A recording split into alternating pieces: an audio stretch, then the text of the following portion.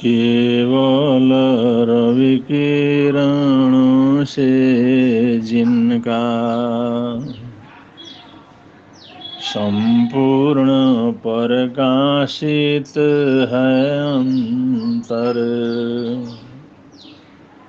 उनकी वाणी में होता है तत्वों का सुंदरतम दर्शन।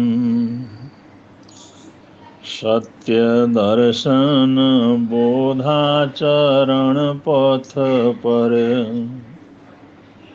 अविरल जो बढ़ते हैं मुनिगण। अरहत देव परम आगम गुरु को, अरहत देव परम आगम गुरु को शत शत वंदन, शत शत वंदन, शत शत वंदन, शत शत वंदन।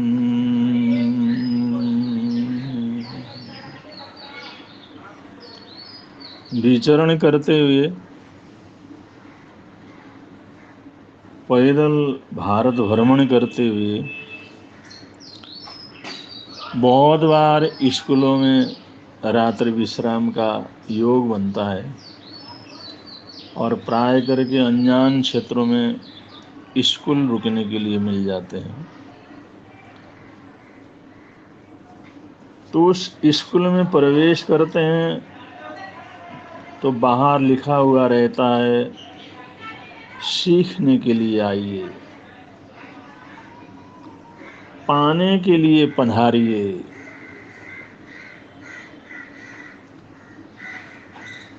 पढ़ने के लिए निमंत्रण है, आइए आइए शिक्षा को पाइए, आइए सीखिए, आइए जानिए, आइए पढ़ाई कीजिए। बड़े अच्छे स्लोगन रहते हैं। जब स्कूल में प्रवेश करते हैं तो बाहर ऐसे स्लोगनों को पढ़ते पढ़ते अंदर जाया जाता है। जब अंदर से स्कूल से बाहर निकलते हैं, उस सरस्वती मंदिर से बाहर निकलते हैं, बाहर जाते हैं, तो वहाँ पर लिखा हुआ रहता है जाइए सेवा के लिए, जाइए सहयोग के लिए, जाइए ज्ञान बांटने के लिए, जाइए सद्भाव को जो है प्रसारित करने के लिए, जाइए संस्कार देने के लिए,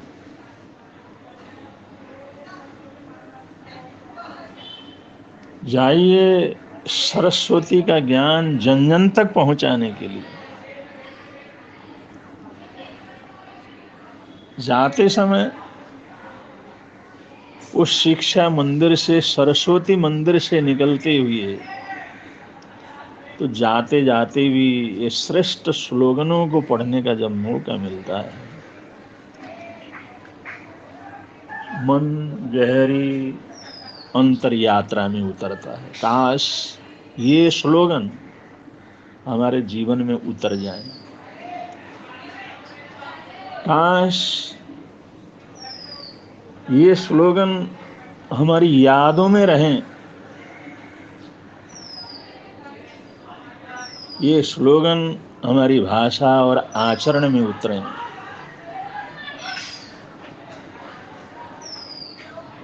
ये शिक्षा मंदिर के, सरस्वती के मंदिर के बाहर लिखे हुए श्रेष्ठ स्लोगन और अंदर से बाहर आते हुए लिखे हुए जो श्रेष्ठ स्लोगन हैं, अगर ये याद रहें, इनका प्रयोग हो, तो हम अपने जीवन को वास्तव में सार्थक, अर्थपूर्ण बना सकते हैं और हमारे ज्ञान की सार्थकता सिद्ध होती है, शिक्षा की सार्थकता सिद्ध होती है अगर इन स्लोगनों को जीवन में अपनाया जाए। प्राचीन भारत से ही, गुरुकुल परंपरा से ही इस देश में इस तरह की आदर्श शिक्षा की व्यवस्था की जाती रही है। और आज भी जो हमारी शिक्षा पद्धति एक व्यापार का केंद्र बनती जा रही है, बहुत बड़ी इंडस्ट्री आज विद्या बन गया है। विद्या और विद्यालय को इंडस्ट्री के रूप में जो है परिवर्तित कर लिया गया है। ये वास्तव में बहुत सुखद नहीं, बहुत श्रेयस्कर नहीं। ये तो ऐसी दौलत है, सीखना है और सिखाना है, लेना है और बांटना है, और इसका जीवन में आचरण के अंदर लाना है।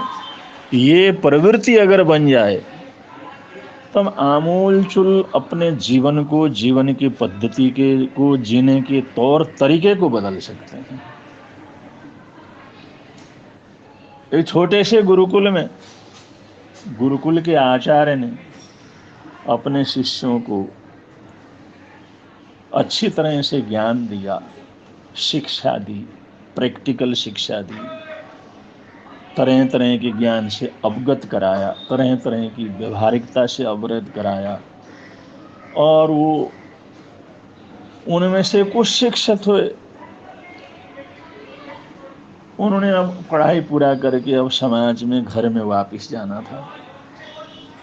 और तो छोटे में थे, 2 शिष्य ऐसे थे पढ़ाई पूरी कर चुके थे, और 4-6 महीने के बाद पढ़ाई पूरी करके, वर्षों का अध्ययन पूरा करके उन्होंने अपने सामाजिक जीवन में, गृहस्थ जीवन में वहाँ पर प्रवेश करना था।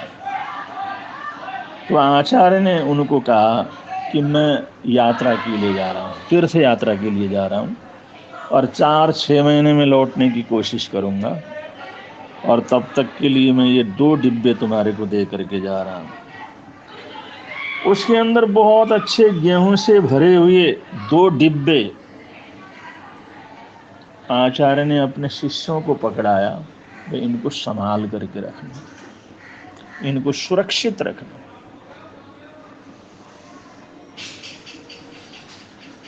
कि मैं जब लौट करके आऊंगा तो मैं चाहूंगा ये डिब्बे आप लोग मेरे को वापस दें।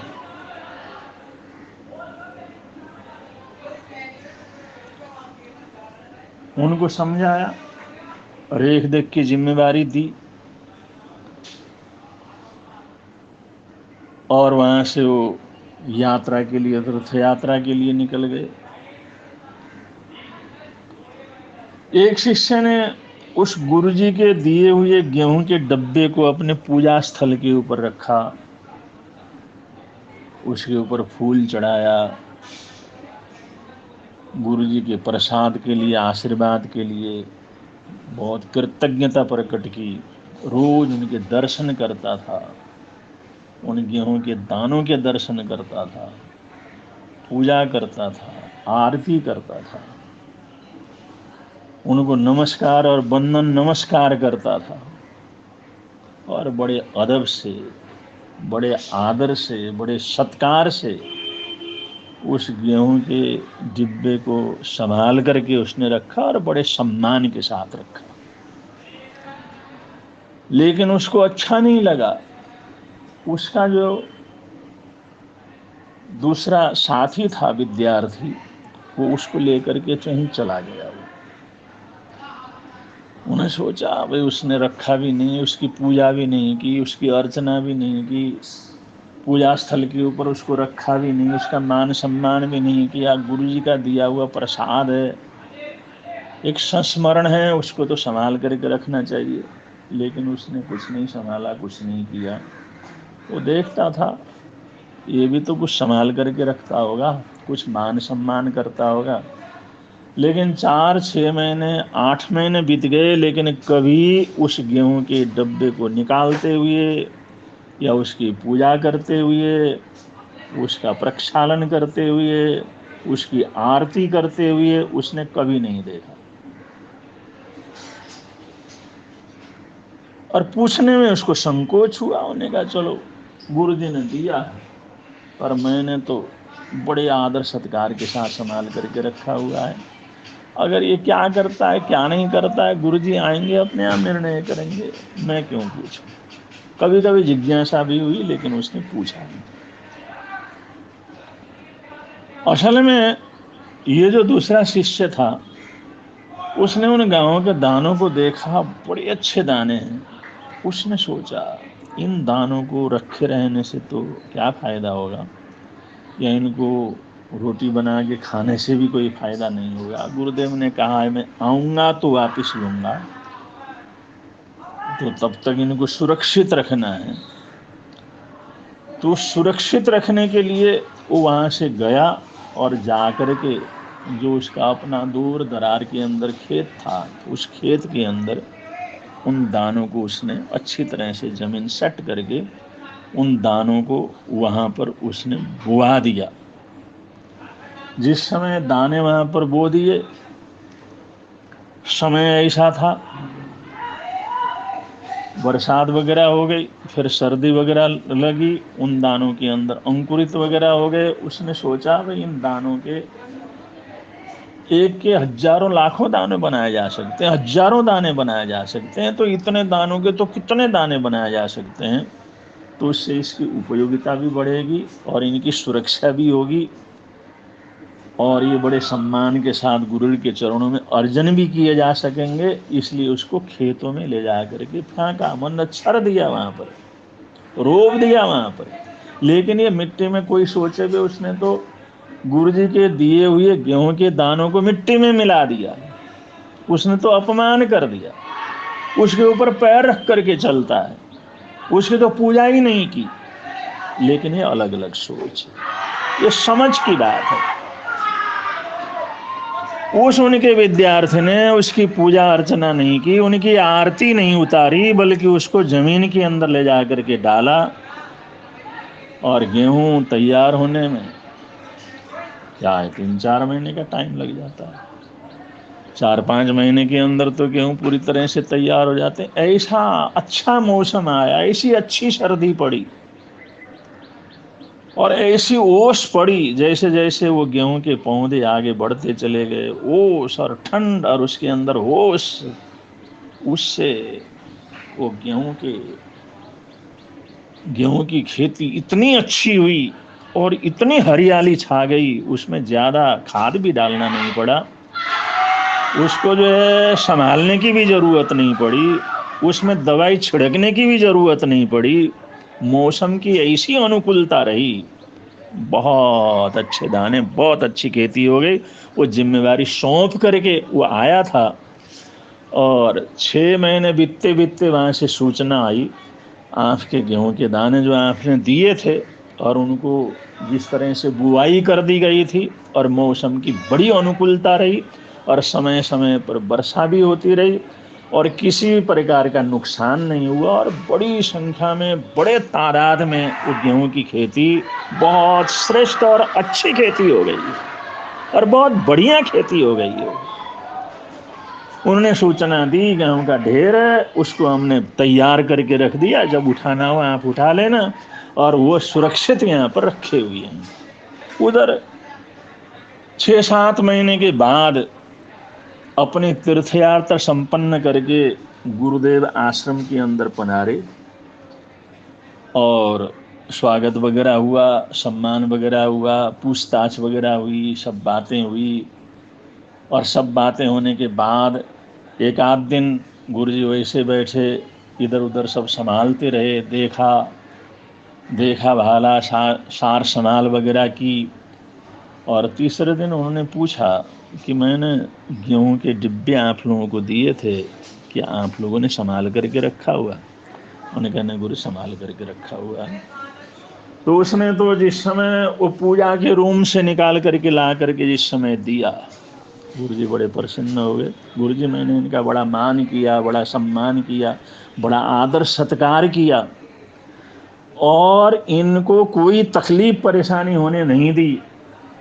और कभी कभी इनको खोल करके मैं देखता भी था, और ये बड़े सुरक्षित दाने रखे हुए हैं।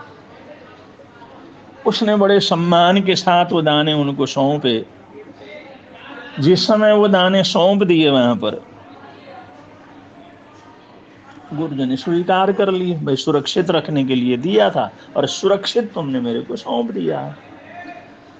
दूसरे चेले की तरफ जिस समय देखा तो उसने पहले सूचना कर दी थी, वहां पर बैलगाड़ी करके और उन बोरियों को जो तैयार हुए हैं उनको रवाना कर देना।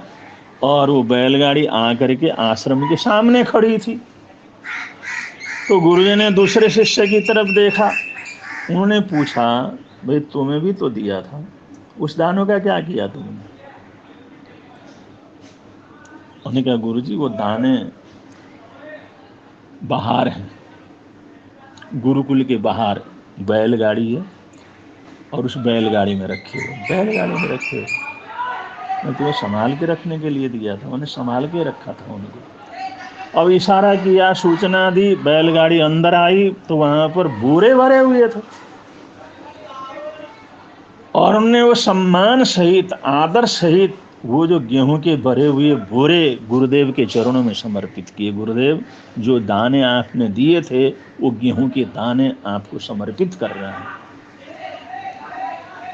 गुरुदेव हैरान हुए। उन्होंने पूछा, एक डिब्बा दिया था, गेहूं से भरा हुआ डिब्बा दिया था तुम्हें, जैसे तुम्हारे गुरु भाई को दिया था। उन्होंने कहा, गुरुदेव उसी डिब्बे के ये दाने, लेकिन ये 6 महीने में, ये 7 महीने के अंतर्गत वो दाने इतने बढ़ गए, अब डिब्बे के अंदर तो आ नहीं सकते, इसलिए बोरियों में भर करके लाए गए। ये सब आपके दिए हुए उस गेहूं के दाने ही हैं। उन्होंने कहा, ऐसा क्या किया? उन्होंने सब घटना उसने बतला दी। इस तरह से मैं गया और जा करके वहाँ के जिम्मेदार जो परिवारजन थे उनको ये मैंने कहा, और उन्होंने जो मेरे हिस्से की खेती थी उसके अंदर इसकी जो है बुआई कर दी, और मौसम की बड़ी अनुकूलता रही, आपकी बड़ी कृपा रही, और दाने एक एक कई कई हजार दानों के रूप में बदल गए। आज पूरी ये बोरियां, जितने भी ये गाड़ी के अंदर दाने आए हैं, ये सारे के सारे उसी एक डिब्बे के ही परिणाम है। आपके दिए हुए इस डिब्बे गेहूं, वही सब कुछ है। इसको देख करके गुरुजी को बड़ी प्रसन्नता। उन्होंने सोचा, मेरा अध्ययन करवाना, पढ़ाना ये श्रेयस्कर हो गए, ये बहुत अच्छा हो गया।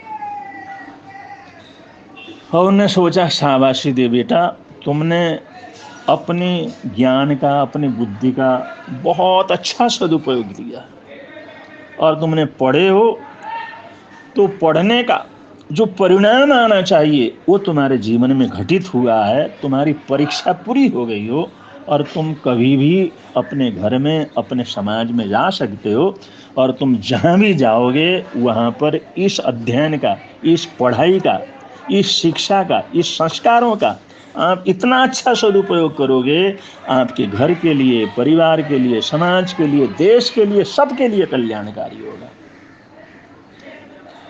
तो सेवा के लिए, पढ़ने के लिए आना और सेवा के लिए जाना, जो संदेश स्लोगन लिखे हुए रहते हैं उसको इस शिष्य ने साक्षात करके दिखाया। और सरस्वती के भंडार की तो बात यही है, सरस्वती की तो महिमा ही यही है, शिक्षा की तो महिमा ही यही है। ये पढ़ाई, शिक्षा और विद्या धन की तो महिमा ही यही है। सरस्वती के भंडार की बड़ी अपूर्व बात है, सरस्वती के भंडार की बड़ी अपूर्व बात। ज्यों ज्यों खर्चे त्यों त्यों बढ़े, ज्यों ज्यों खर्चे त्यों त्यों बढ़े, बिन खर्चे घटी जात। लक्ष्मी तो खर्च करने से घटती है, लेकिन ये विद्या, ये संस्कार, ये ज्ञान, ये विद्या देवी का प्रसाद, ये सरस्वती का प्रसाद, ये तो ज्यों ज्यों खर्चे त्यों त्यों बढ़े। जितना जितना आदमी खर्च करता है, उपयोग में लाता है, सोचने में, समझने में, विचार करने में, ज्यों ज्यों खर्चे त्यों त्यों बढ़े, जैसे जैसे खर्च करता चला जाता है वैसे वैसे उसकी वृद्धि होती चली जाती है, वृद्धि होती चली जाती है। अगर उसका उपयोग न करे, उसको खर्च न करे, उसको न बांटे, उसको न दे, तो बिना खर्चे घटी जात, बिना खर्चे से तो घटता ही चला जाता है। तो ये सरस्वती के भंडार का एक चमत्कार, उसका स्वभाव। तो जिन लोगों ने सही ढंग से शिक्षा को प्राप्त किया है, सही ढंग से संस्कारों को प्राप्त किया है, वो लोग इस शिक्षा के द्वारा, संस्कारों के द्वारा, विद्या के द्वारा, पढ़ाई लिखाई के द्वारा अपना तो भला करते ही हैं, जगत भर का वो कल्याण कर सकते हैं।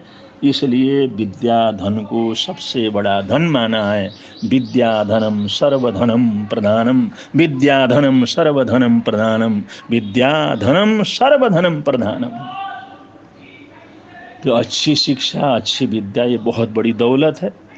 तो ये दौलत से हम दौलतवान बने और दूसरों को भी बनाएं, ऐसी हार्दिक मंगल कामनाओं के, सद्भावनाओं के साथ आज के वक्तव्य को विराम दे रहे हैं। बोलिए भगवान महावीर स्वामी की जय।